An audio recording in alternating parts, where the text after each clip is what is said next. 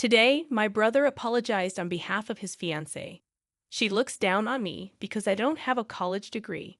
It bothers me. But I didn't want to dislike someone who will soon be family. I hoped that with time, we might understand each other better. But that day never came.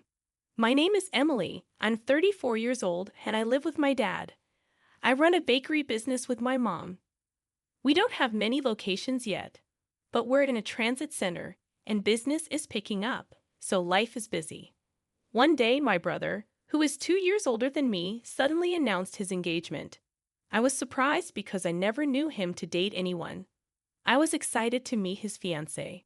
My brother is kind-hearted and rarely gets angry, so I assumed she must be a kind person too. However, when she came to our family meeting, she was nothing like I had imagined. Wow, this house is huge. What's it worth? Olivia, my brother's fiancée, asked upon meeting us. I was shocked that she'd ask about the value of the house right away. Our family home is spacious and nearly renovated. I'd love to live here after the wedding, she continued. I started to say that I didn't know about living together, but my mom cut me off, saying we'd discuss it later. Then my mom asked Olivia how she and my brother met.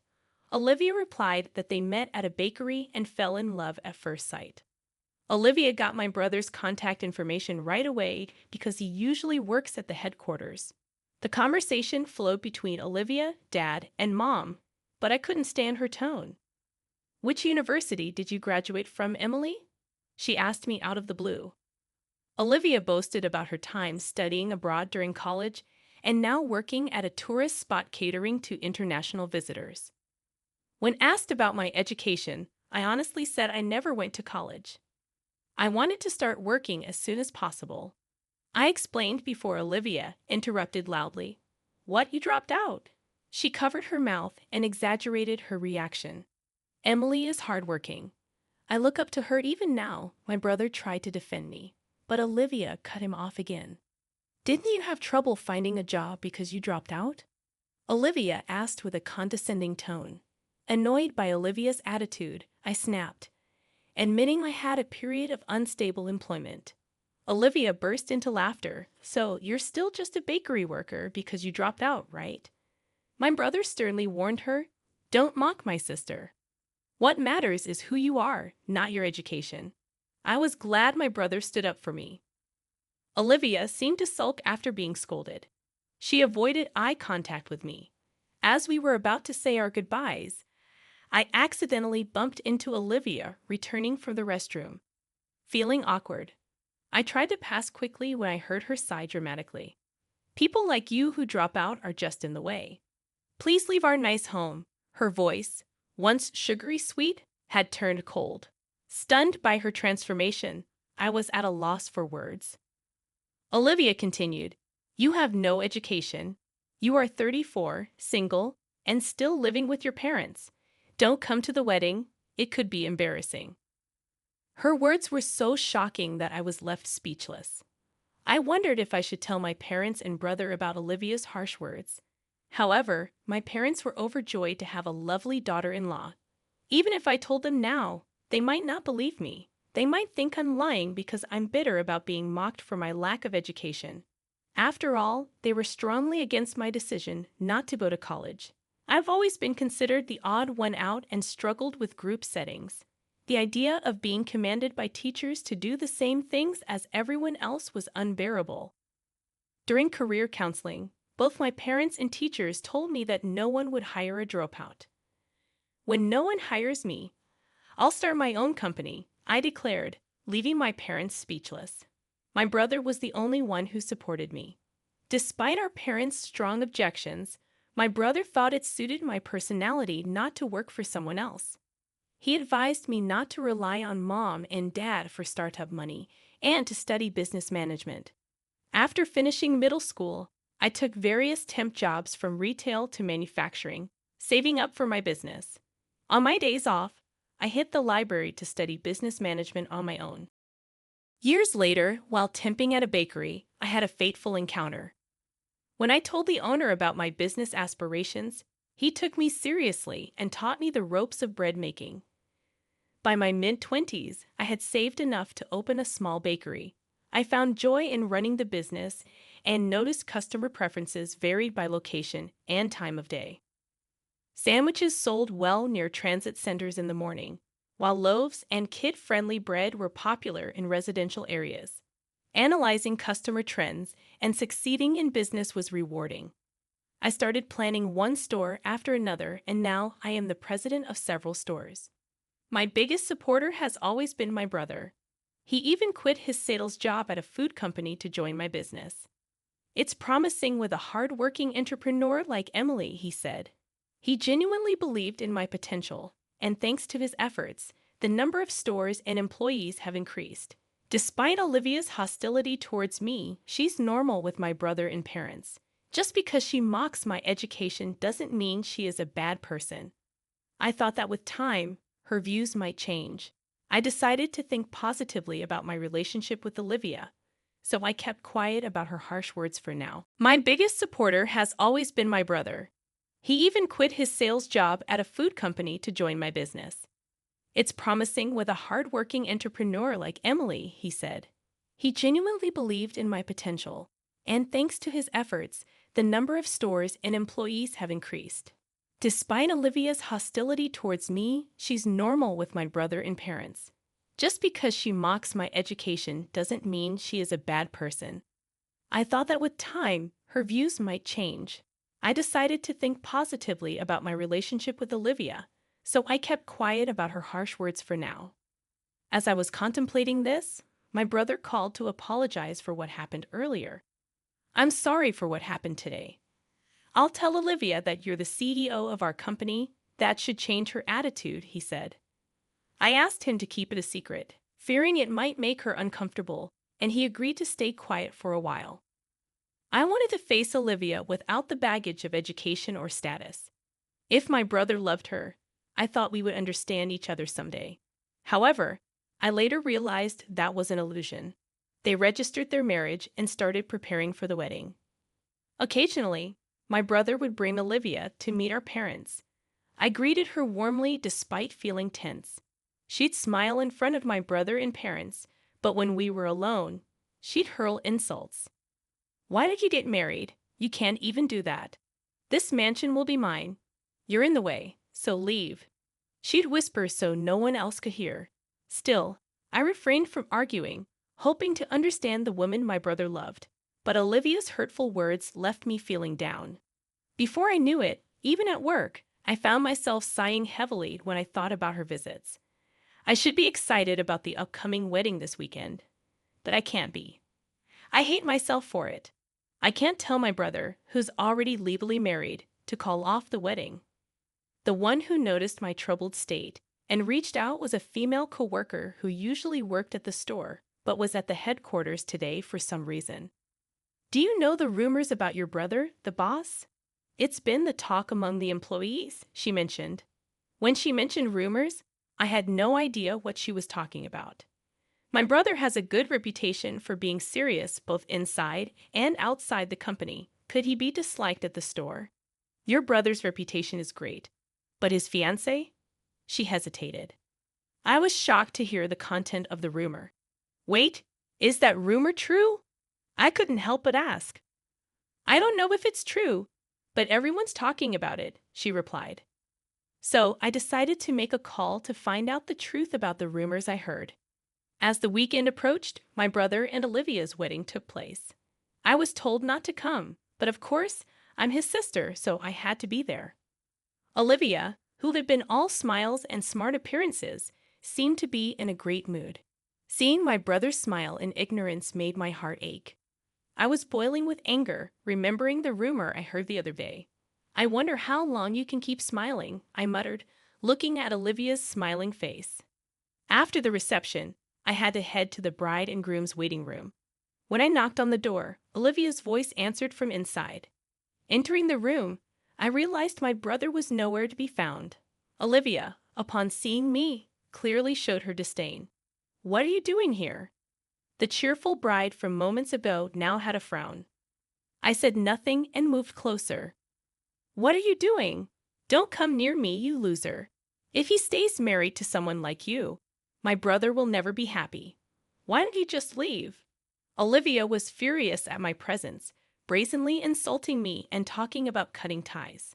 I gave a small laugh and looked into Olivia's eyes. You are having an affair with another man, yet you act so high and mighty. Olivia's face stiffened for a moment, but she maintained her defiant attitude.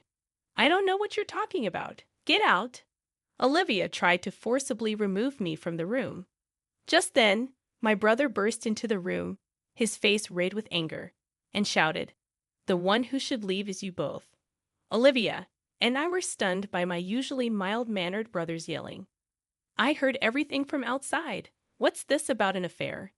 And how dare you talk to my sister like that? Olivia, unaware that my brother had been listening, looked pale as a ghost. It's not what you think. Tears filled her eyes. As I was contemplating the situation, I decided to make a call to find out the truth about the rumors I heard. Meanwhile, the weekend arrived, and my brother and Olivia's wedding took place. Despite being told not to come, I attended because, after all, I'm his sister. Olivia, who had been all smiles and sophistication, appeared to be in a great mood. Seeing my brother's oblivious smile made my heart ache with anger over the rumor I had heard. I wonder how long you can keep smiling, I muttered, looking at Olivia's cheerful face. After the reception, I went to the waiting room for the bride and groom. Knocking on the door, I heard Olivia's voice answer from inside. As I entered, I realized my brother was nowhere to be found. Olivia's expression changed to one of disdain upon seeing me. "What are you doing here?" The cheerful bride from moments ago now frowned. I moved closer without saying a word. "Don't come near me, you loser. If my brother stays married to someone like you, he'll never be happy. Why don't you just leave?" Olivia was furious, hurling insults and talking about cutting ties. I chuckled slightly and met her gaze.